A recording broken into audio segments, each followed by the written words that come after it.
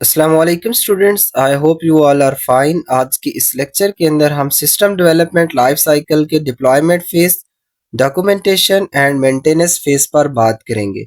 सबसे पहले हम डिप्लॉयमेंट फेज की मेजर एक्टिविटीज को देखते हैं। डिप्लॉयमेंट फेज के अंदर जो सिस्टम हमने प्रीवियस फेज में तैयार किया था, उस सिस्टम को टारगेटेड डिवाइस के ऊपर हम इंस्टॉल करेंगे, एक्टिवेट करेंगे, ताकि हमारा सिस्टम ऑपरेशनल हो जाए और यूजर उसको यूज कर सके। इसके अलावा हम एक ट्रेनिंग प्रोवाइड करेंगे नए सिस्टम के मुतल्लिक यूजर्स को कि उन्होंने इस सिस्टम को किस तरह ऑपरेट करना है।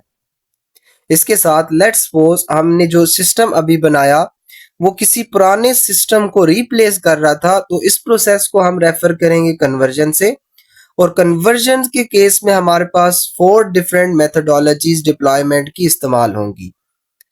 अब इन 4 डिफरेंट मेथडोलॉजीज को हम स्टेप बाय स्टेप अंडरस्टैंड करते हैं।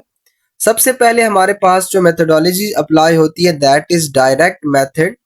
इसके अंदर क्या किया जाएगा, जो हमारा पुराना सिस्टम होगा उसे कंप्लीटली रिप्लेस कर दिया जाएगा नए सिस्टम से, और नया सिस्टम जो है वो अब ऑपरेशनल हो जाएगा और पुराना सिस्टम ऑब्सोलीट हो जाएगा। अगर हम पैरेलल मेथड की बात करें तो पैरेलल मेथड के अंदर हमारा जो न्यू सिस्टम है और जो ओल्ड सिस्टम है ये एक सर्टेन पीरियड तक सिमल्टेनियसली चलते जाएंगे, और कुछ टाइम पीरियड के बाद हमारा जो न्यू सिस्टम होगा वो फुली ऑपरेशनल हो जाएगा और पुराने सिस्टम के यूजर सारे जो होंगे वो स्विच करके हमारे नए सिस्टम की तरफ मूव कर जाएंगे। अगर हम फेस मेथड की बात करें तो फेस मेथड के अंदर हम जो नया सिस्टम इंट्रोड्यूस करना चाह रहे हैं उसे हम ग्रेजुअली इंट्रोड्यूस करेंगे। इसको कहा जाता है incremental introduction to the new system.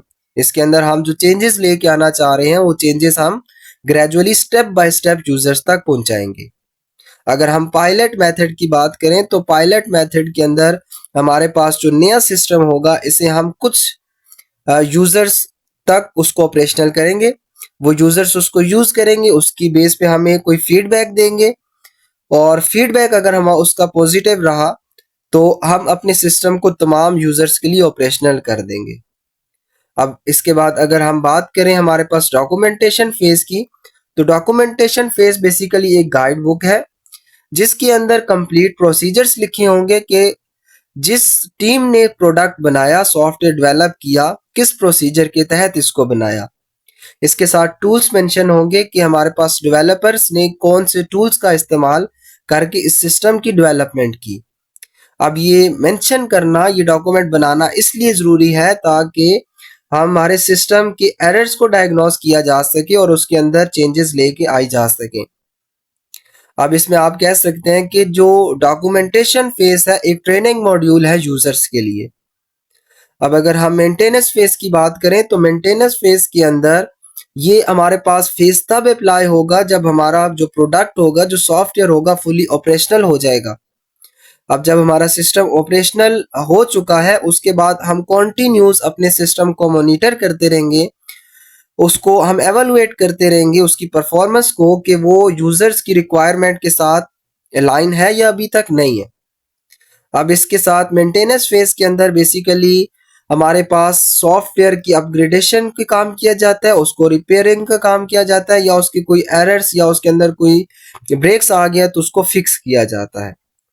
Students, अगर आप फर्स्ट ईयर के तमाम चैप्टर वाइज लेक्चर देखना चाह रहे हैं तो चैनल पर प्लेलिस्ट मौजूद है, आप देख सकते हैं।